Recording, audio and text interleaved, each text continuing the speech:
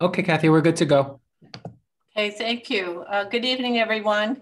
This is the April 6th meeting of the Albany Common Council's Planning, Land Use, and Economic Development Committee meeting. Committee members present: Tom Hoey, Councilmember Judy Doche, Councilmember Alfredo Ballerin, other council members, Councilmember Richard Conti. We also have City of Albany planning staff, Director Bradley Glass, council from the Common Council, John Raphael Pichardo, and from the City Clerk's office, Deputy City Clerk Kashona Burt. Welcome, everyone. We're here tonight to continue our discussion on amendments to the USDO, and that's Ordinance 703221, an ordinance amending, and for tonight we'll be discussing largely Article 3, use regulations of Chapter 375, the USDO of Part 2 of the Code of the City of Albany in relation to necessary amendments. All right. So most of you should have received a memo from the planning department, as well as a copy of the PowerPoint. And also you sent out definitions. Was that, Brad? Yeah, just for reference purposes, as we go through this section and others, helpful to have the definitions that align with the different use types, because some of the use types contain multiple different uses within them. So be able to reference that. And right. How would you like to proceed here? Well, I guess I would ask, does anyone need just a general overview of the section of the code that we're reviewing before we jump to the PowerPoint? The PowerPoint really speaks to the changes that we're proposing. I don't know if everyone's familiar with 375, 301, and 2, or if you need a refresher on that, I'm happy to go either way.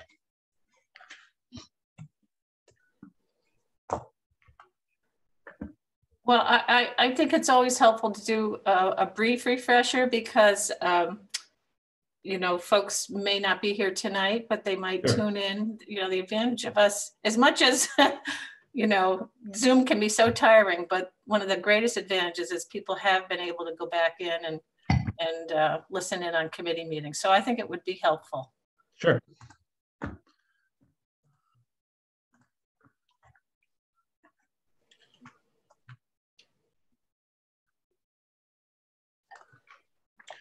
So Article 3 of the code, and we're mainly looking at this evening sections 301 and 302. There's also section 303, which gets into the use specific standards, but Article 3 generally speaks to the use regulations within the code. So what different use types do we regulate within the city, whether they're permitted, conditional, permitted accessory to a permitted or conditional use, or one of the various other denominations that relate to the permitted use table. And the permitted use table, as you see it here, it's divided over several pages and divided into different use types, residential uses, commercial uses, industrial.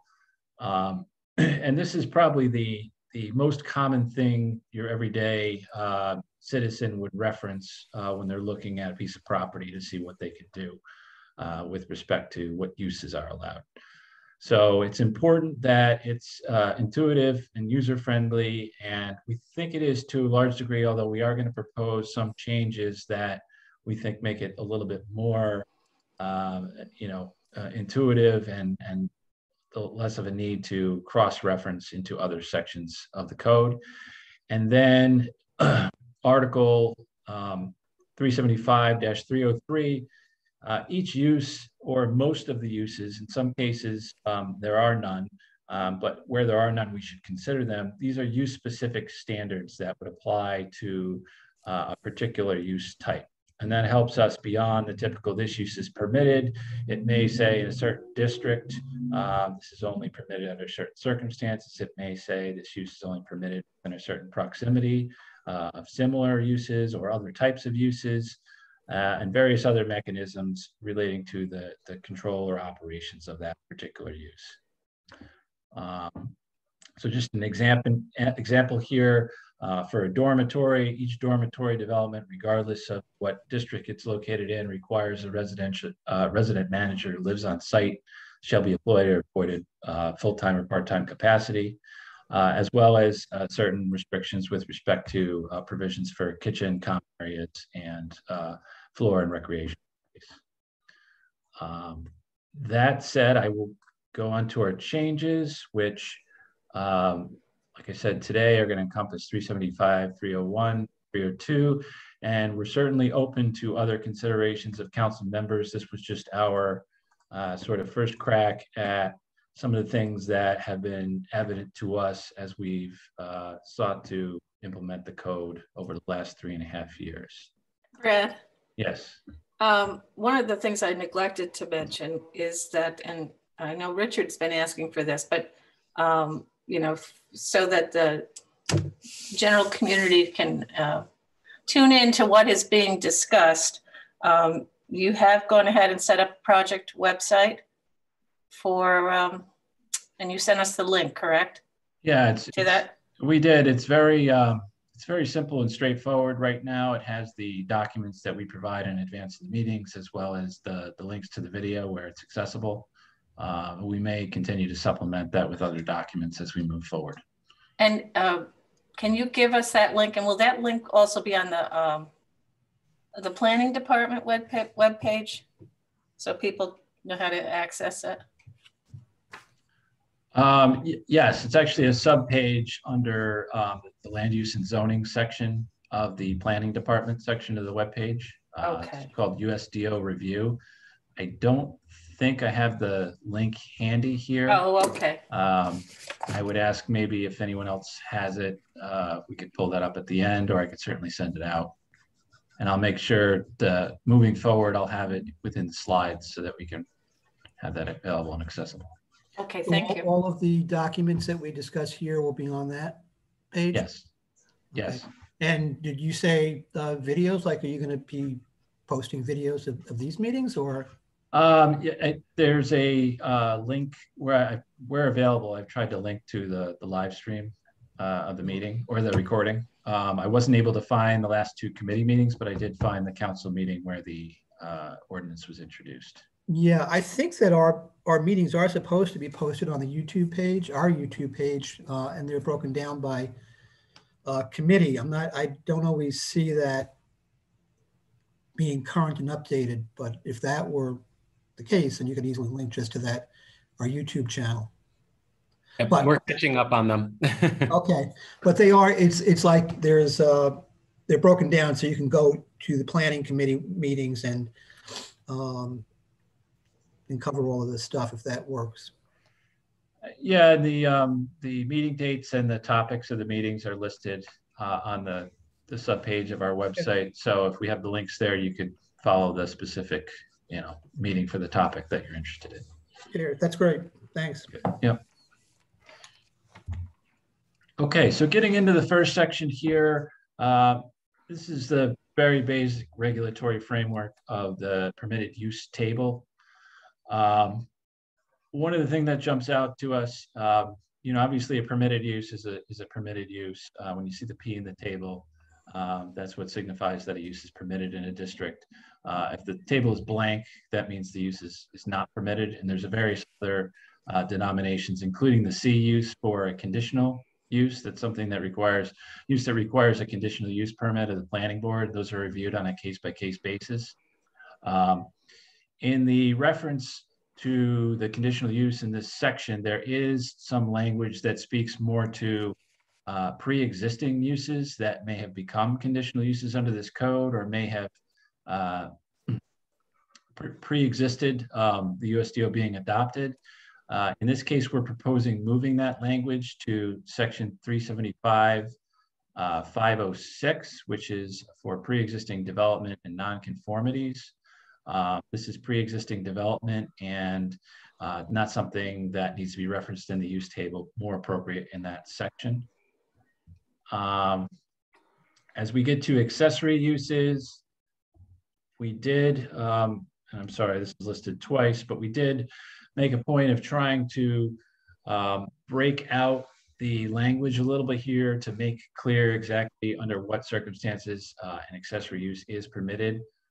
It's only accessory to something that's a principal use or a conditional use that's located on the same lot, cannot exist before that use exists on that lot, and it cannot continue to exist after that principal or conditional use is terminated. And a common example of an accessory use is a parking lot or a driveway, typically allowed as accessory to a residential dwelling or a commercial business, oftentimes not allowed as the principal use of the lot itself. And there are various other accessory uses, pretty benign and common sort of allowances, mostly related to residential properties. T means that there is a, oh, excuse me. Brad? Yes. May I just jump Absolutely. in there? I just want to note, and this is, I think, a little bit of us making sure that we get this the documents in a form that we can then adopt the changes. Mm-hmm. I just want to note that for the accessory use, the colon should be underlined, and the 1, 2, and 3 should be underlined in those brackets, and and I think the first "and" is also, no, maybe that's not new, but we need to be diligent, I guess, when we're making those changes, that those changes really need to be underlined. That will also help Gen Code pick up the changes in a document. Yeah, well. and I would say the memo is always going to be more accurate than the PowerPoint. There are some quirky things with PowerPoint that I don't really like. I was having a really difficult time underlining the bullets, the Roman numerals 1, 2, and 3 here for whatever. All right. Okay. Reason. So point taken, but I would say the memo is almost always explicitly accurate, or that's the intent. Right. Good. Thank you. Yep. Are you just for statutory construction purposes, are you just putting the "and" just to make it definitive that you have to meet all 3 criteria on here? That's correct. Okay. Just in statutory construction, that's it. Once there's an "and" in all 3, it's already assumed and interpreted that it's all 3 are needed. It's unless it says "or." So the first "and" is actually redundant. Understood.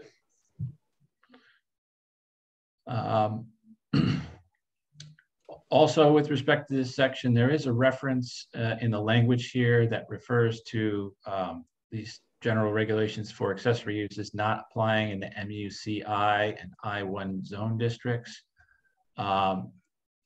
This is not something that I believe was explicitly intended or discussed when we had adopted the code. I can see the need in MUCI. Originally, as that district was constructed, it was tailored towards institutional uses, and oftentimes an institutional use such as a hospital will have a parking lot or some other ancillary use on an adjacent or a lot that's not directly adjacent or the same lot. In these cases, we believe a district plan is another type of allowance that accommodates this in a more regulated fashion. So we would propose removing this. I really don't see the need for the I-1 district to be referenced either. If anything, that would be the I-2 district that I think would be the appropriate reference there. But this was sort of a passage that was, I think, in the wrong place of the code and sort of unbeknownst to us. So we're proposing to remove it. Open to any discussion on that. Okay, another proposed section that we would like to remove is the V categorization. This is for a vacant use. And essentially this was a concept where if a use was vacant, or excuse me, a building was vacant within certain districts, additional use types would become available to it. If it were vacant for five years or more. There is another passage in the code that applies in some of the residential districts where we find sort of unusual building types that predate the enaction of any sort of zoning. So churches, schools, things that may be located in the middle of a residential neighborhood, that does provide some use allowances to those types of buildings, usually through conditional use approval of the planning board. We think that covers this better than the V use does. We don't believe that someone should necessarily have to wait 5 years to be able to exercise that vacant use if it's an appropriate reuse for the building. And we also don't want to encourage anyone to leave a building vacant to open up additional use potential for that property. This was something that, you know, our consultant sort of advised us was a new concept at the time that we put it in. And I can say to date, I don't believe we've really used or employed this at all. So in my opinion, it's extra language that's not needed. And getting into the permitted use table, as you can see, a couple things we're doing to kind of clean up the table is to remove those V uses, and you can see where the cases where they are employed. You see your different districts at the very top of the table and the uses to the left. Again, they're not attributed in the case of every use, so only the uses that have the V application are listed here as removed. And we're also proposing they're removing the reference to the district standards in section, or I should say Article 2. And it's a little bit difficult to explain jumping to Article 3. We will be going back to Article 2, but the short of it is that there are statements in certain district standards for Article 2 that relate specifically to particular uses, in which case they're really more appropriately referenced in the use table or the use specific standards that are associated with the table. Being located in the district standards, it requires a user to go back and check a further section of the code for that particular district. And I think it just adds confusion to the extent that it is something that's attributed to a particular district. That district or those districts can be stated in the use specific standards. And we are working on a concept where in certain cases we would add a denotation to the particular use type in this use table that would put a footnote in the chart that spoke to a special allowance that related to that use in that zone district, or in some cases where in the use specific standards there is a proximity buffer required. As example would be the blood plasma center regulation, or something else that restricts that use within that zone district.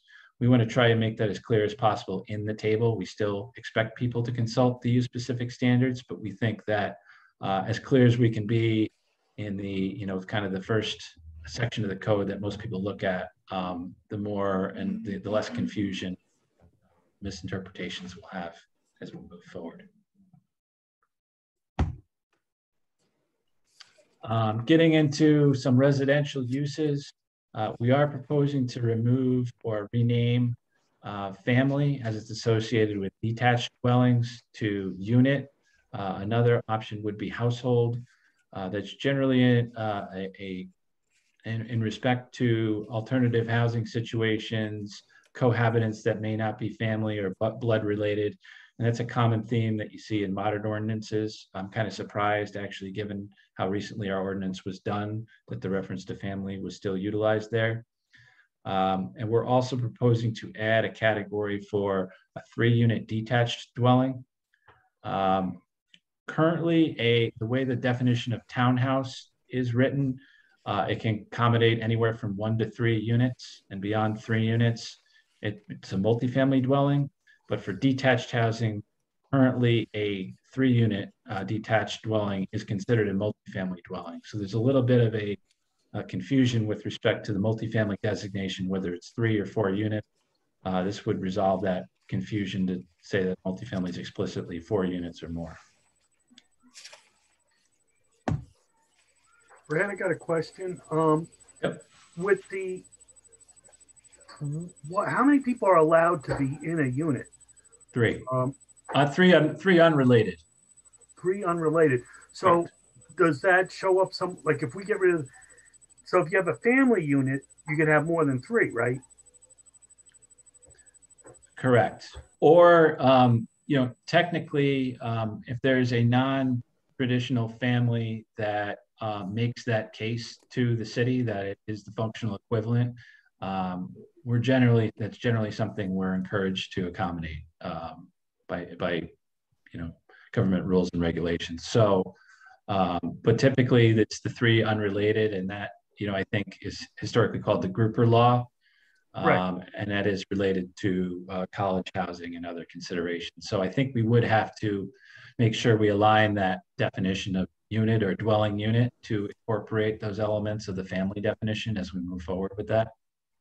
And like, how do you prove that how many people are living there? I mean, it's difficult to enforce. There's no doubt. I mean, it's usually a complaint-driven sort of process, and someone would go investigate and if they were able to access the unit or speak with the individuals and prove that there are more than three unrelated people living there. And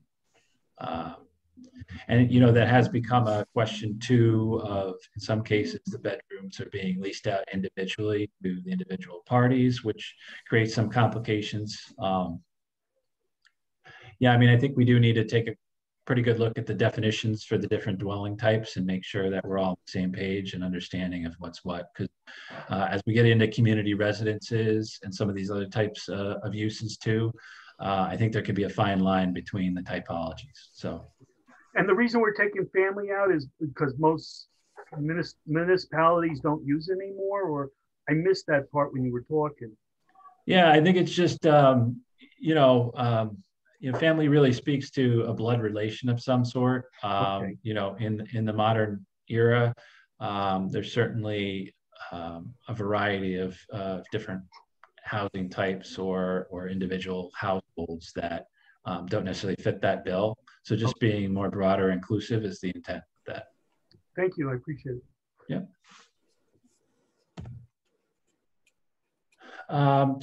This is a very simple one, and we didn't really, although we could have, we didn't really add or remove too many different use allowances. We tried to focus on ones that were that had been problematic or were notably missed.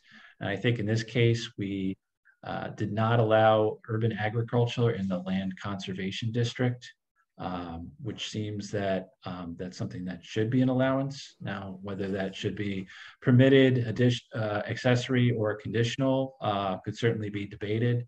We've proposed it here as a permitted use.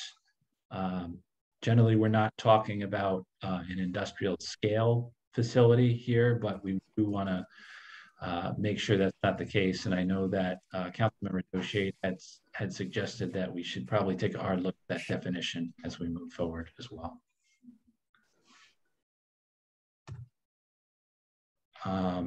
Getting into some commercial uses here.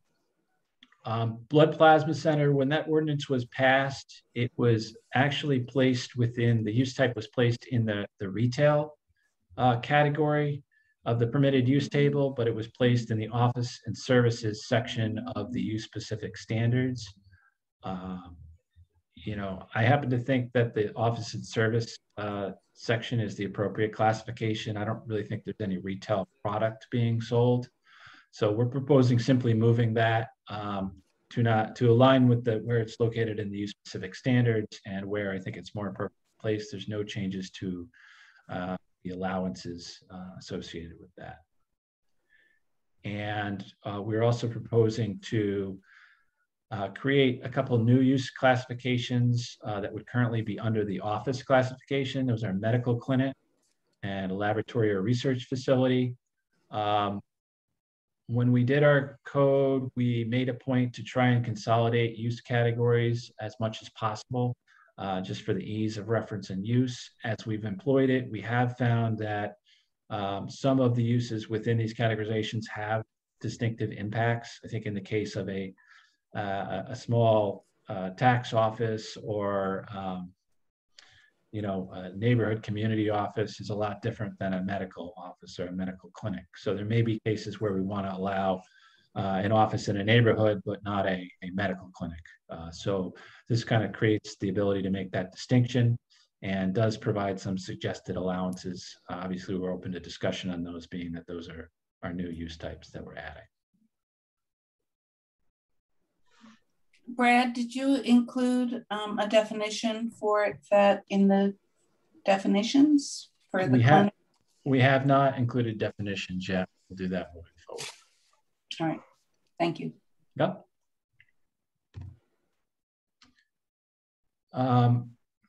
This is very simple and straightforward. It's just aligning the uses as they're stated in the table to align with the definitions in the section 375.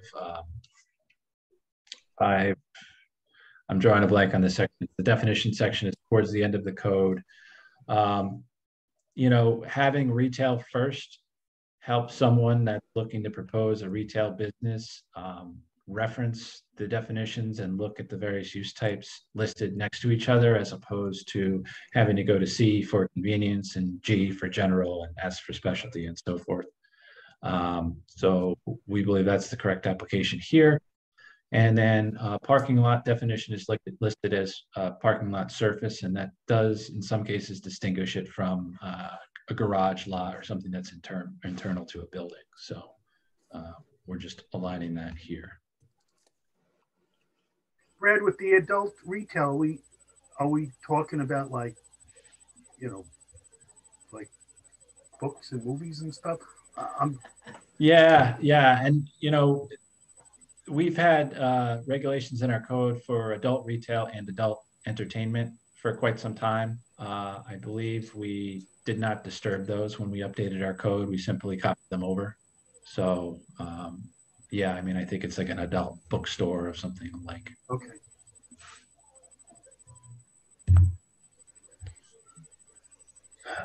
In the vehicles and equipment category, another two uses that we felt were should be, you know, broken up.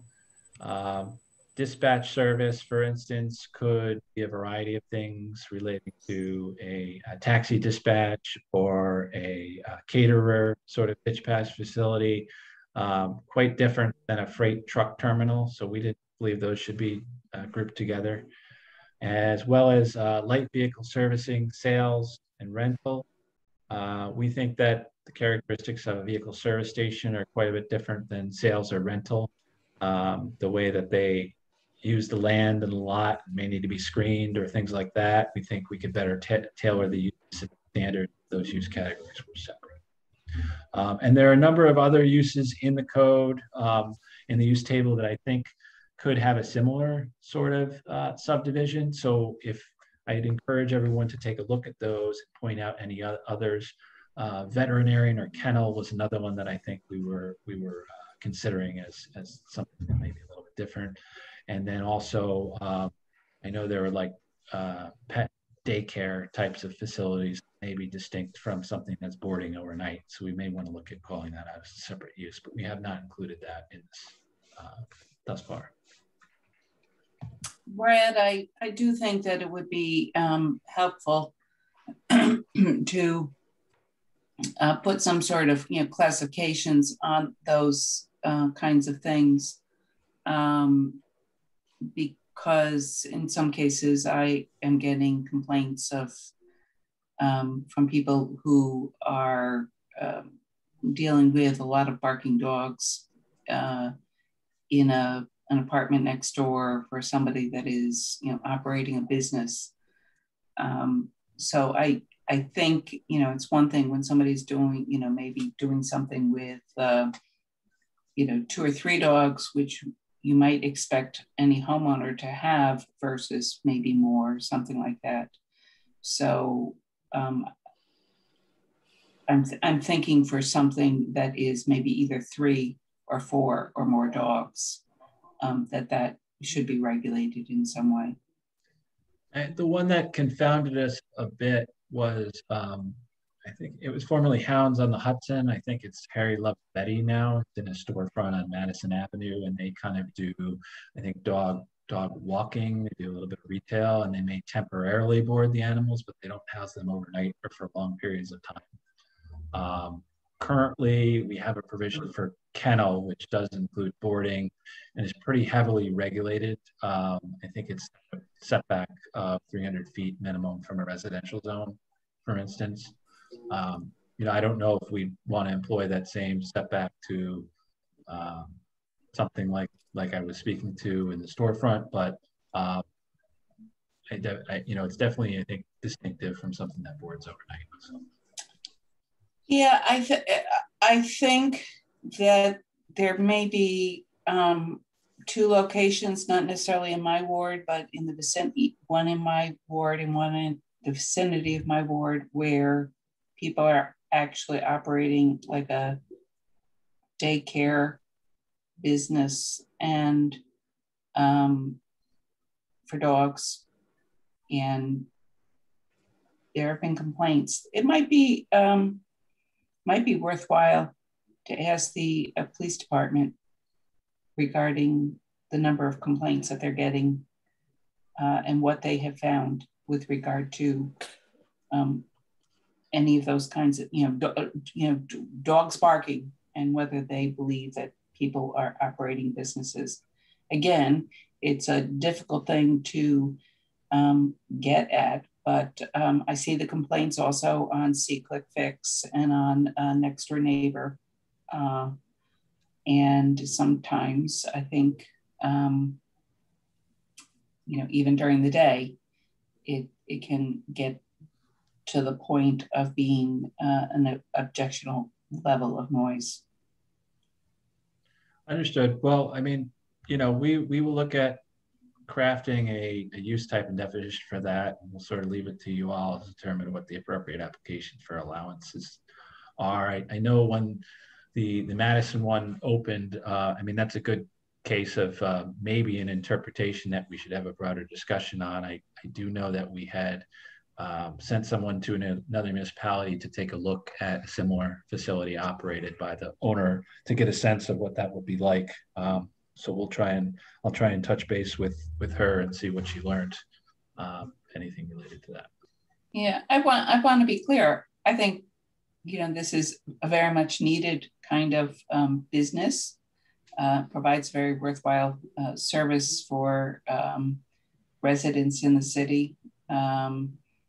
And so, it's just a matter of, like a lot of businesses, finding the right balance between residents in the area and their peaceful enjoyment of their property and providing a needed service. Right. And that's where use specific standards could certainly be helpful in speaking to some of those concerns and potentially making sure that anyone operating that sort of facility is checking those boxes before they open. We are proposing a new land use category, utilities and infrastructure. It doesn't have to be named that, but that's the proposal. This was accommodate some uses that are currently under the civic and institutional category, but to me, they don't really strike me as particularly civic or institutional. These would be public or utility services, as well as towers, and that mainly referencing a cellular tower or something of that nature. And then we also have the small wireless facilities, as they're called, some of the 5G installations that are being installed, in a lot of cases on street or light poles, but in some cases they are being placed on private property. And we have a permitting process that reviews that. It's subject to a shot clock from the Federal Communications Commission with respect to the timeliness of our review. So, as we move forward with this, we do have a set of standards and guidelines that should be incorporated into this code. We're happy to discuss that further, but we did want to note that's a use that's not currently spoken to in the code. And another is solar farm. We have had inquiries. There aren't a whole lot of sites in the city absent rooftop applications that would accommodate solar installations, but there are a few. We recently had one proposed in the Port of Albany. In that case, it is accessory to a user there, in which case it would currently be accommodated under an accessory use we have in our code for alternative power or utility generation. However, we don't necessarily want to preclude that if it were to be the only use on the lot. So this would allow that accommodation in the I-2 district or as a conditional use in the land conservation or MUCI districts.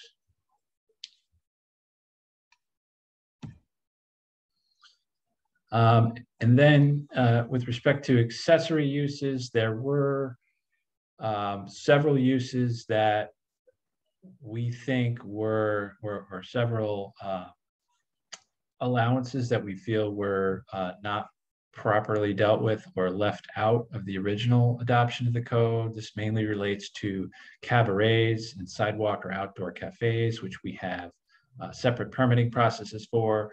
We do have users, businesses, but also churches and other types of use establishments that are subject to having a cabaret license, and some of those are located in residential zone districts. So while we don't necessarily expect or want to encourage everyone having a cabaret, or every use in a residential district having a cabaret or a sidewalk or outdoor cafe, we do believe there are some applications where that's appropriate and currently in existence. So this sort of acknowledges that. Additionally, electrical vehicle charging station, certainly wouldn't want to preclude anyone from having that associated with their household. And certainly, as we get into the use specific standards, if we need to clarify that in those districts, it's limited to specific certain circumstances, we can absolutely do that.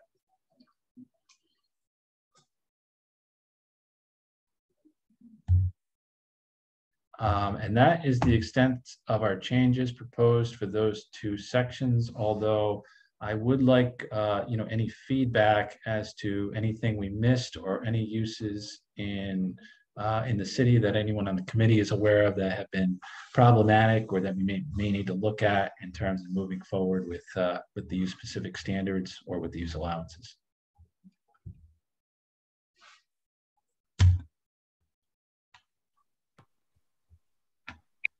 I got a quick question. Oh, go ahead, Alfredo. I noticed that we didn't talk about marijuana distribution sites. I know it's currently in the code. Are we going to be looking at that a little more closely now that it's been legalized and we've got 18 months to for those changes? Or is that something we're pushing back for a later date? I anticipated that would be a separate ordinance or conversation, as it may involve zoning, but also other considerations. And I'm not sure if it's well, it should be clear now what the zoning regulations are or limitations are. We could look at incorporating that if there's a desire to do so, but my expectation that would be a separate ordinance. Okay, thank you.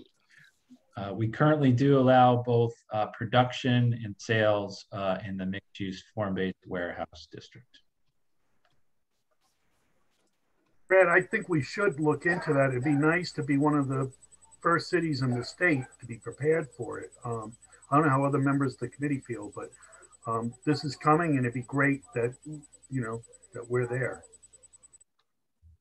I'd agree with that. I mean, CBD stores have already started to open up in the city.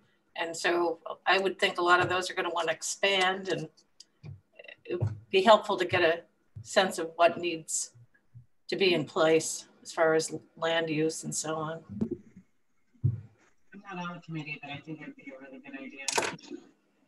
Do we need still state guidance on that, though? State regs and rules that still have to be developed? Probably. We'd have to check on that, I guess. Yeah, the office is still being created from the state. Right, the whole office hasn't been created yet. So we have some time, is what you're saying. Oh, yeah. I mean, I don't know that I think we would have to wait and see what the guidelines are. We could probably follow what Massachusetts, or start looking at what Massachusetts did, because I'm sure it'll parallel what they did. They're gonna the current bill that was passed was based on Colorado, so a lot of they're coming from Colorado. That's what they're saying. A lot of the pundits are saying is the best way to look forward is Colorado's way. Excellent. Thank you. I do think that it might be worthwhile to create a category in the permitted use table and minimally identify a couple areas where it would be permitted with a conditional use permit,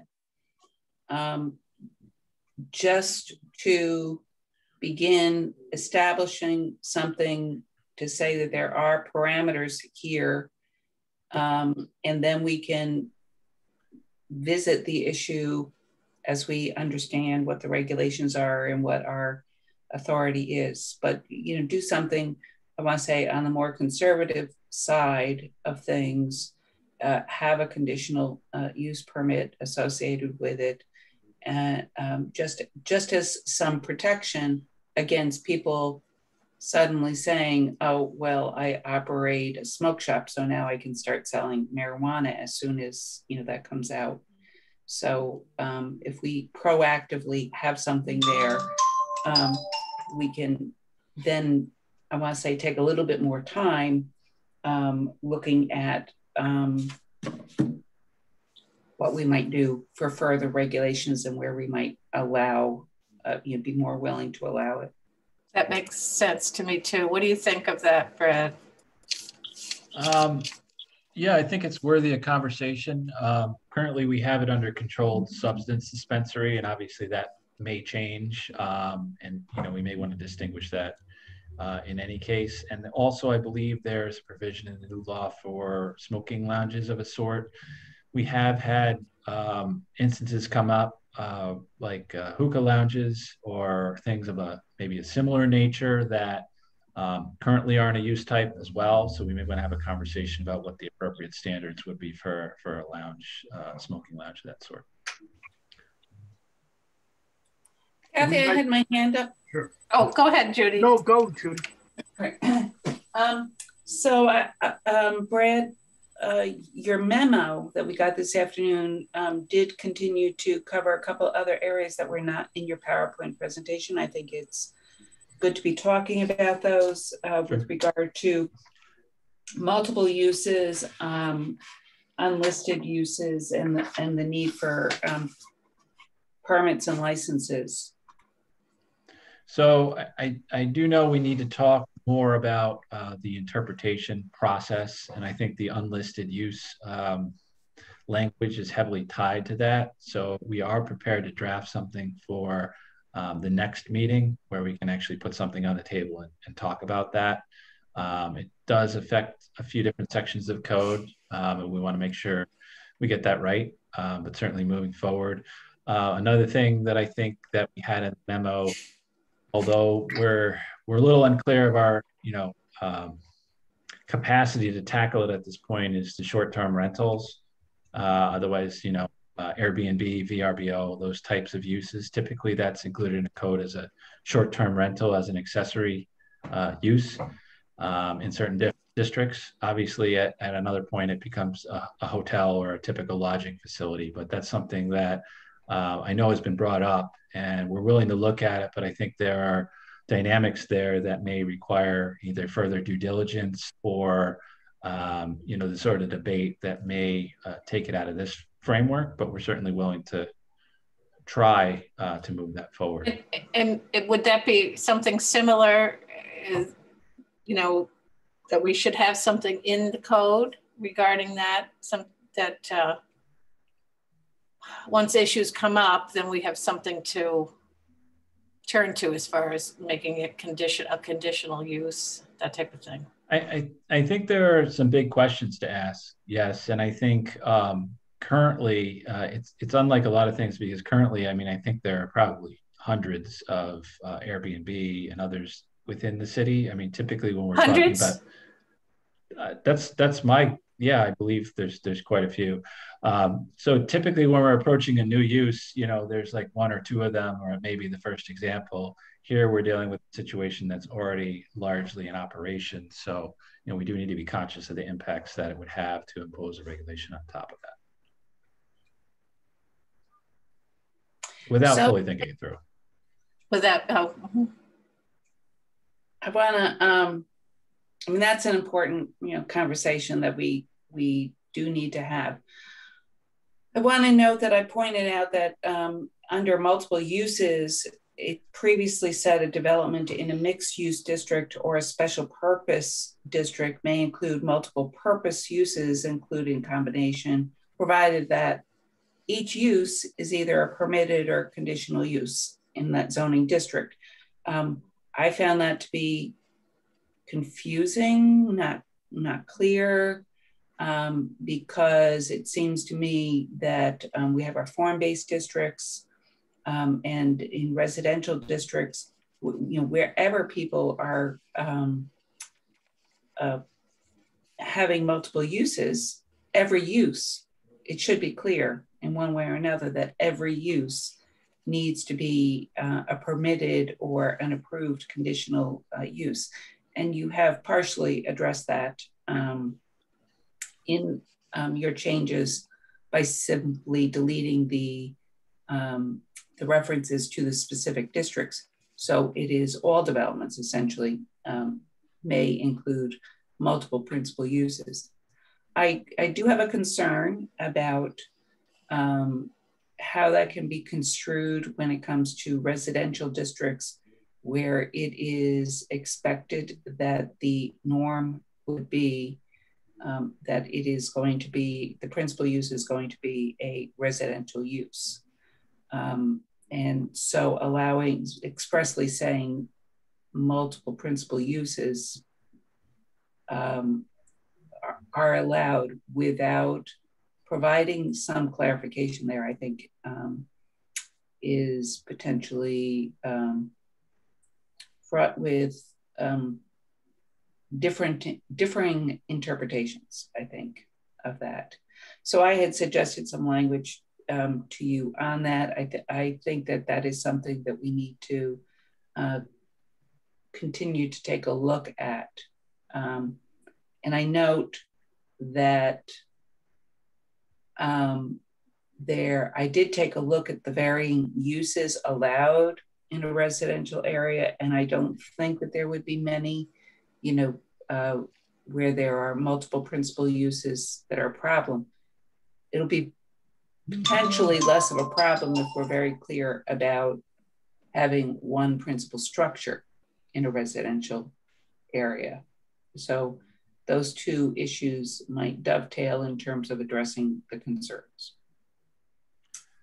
Yeah, and we're open to working with you on language. I do think we need to acknowledge that there are properties in our residential zone districts that may have, the most specific example is a storefront on the ground level and residential units above. And when we did draw the lines for some of the R2 and RT districts in particular, we drew the lines broadly. We didn't call out every particular building type and have sort of a checkerboard of a mixed use zone district here and a residential zone district here. We sort of created carve-out exemptions for those particular building types. So as long as we're acknowledging that, those sorts of situations, that's really the intent. Right. So my concern is it not being construed to allow an expansion of multiple uses in residential areas where it's not appropriate. And the other thing I just want to note is you didn't mention about the fact that we're being explicit with regard to the requirement of permits, that people will need permits, and you're making a change there to make it clear that if a municipal, county, state, or federal license is required for a particular activity, that is a condition of their compliance with the USDO. Yeah, my apology. I must have lifted. I feel like I missed a slide somewhere in that and that My 301 section. So I don't know if that I deleted it or I just glossed over that. My apologies. You had questions or I comments? just carrying on about that. I'm sorry. When we were talking about the marijuana, it also popped in my head that we're looking at sports betting. Would that fall under, like, we have horse betting now? Would that type of use fall under that? The OTB. We don't know enough yet, but it is going to happen. Is that something? I don't know if it'll be a shop or someplace you'll go to do the bets. I mean, under the current classifications, it probably be indoor recreation or entertainment. And certainly, if there needed to be a new definition or use created, a lot of times, these things where we're going to be superseded to some extent by the state level, we typically wait for the application, the regulatory framework from them, and that sort of ties our hands to some degree. So we tend to incorporate, what they allow us to do. Okay, thank you. I just want to note that Councilmember Ginny Farrell has joined us, as well as Councilmember Mike O'Brien.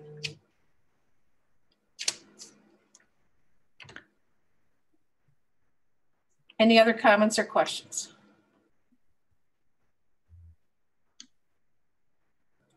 So our next meeting then, Brad, will be continue to look at Article 3 is what you're...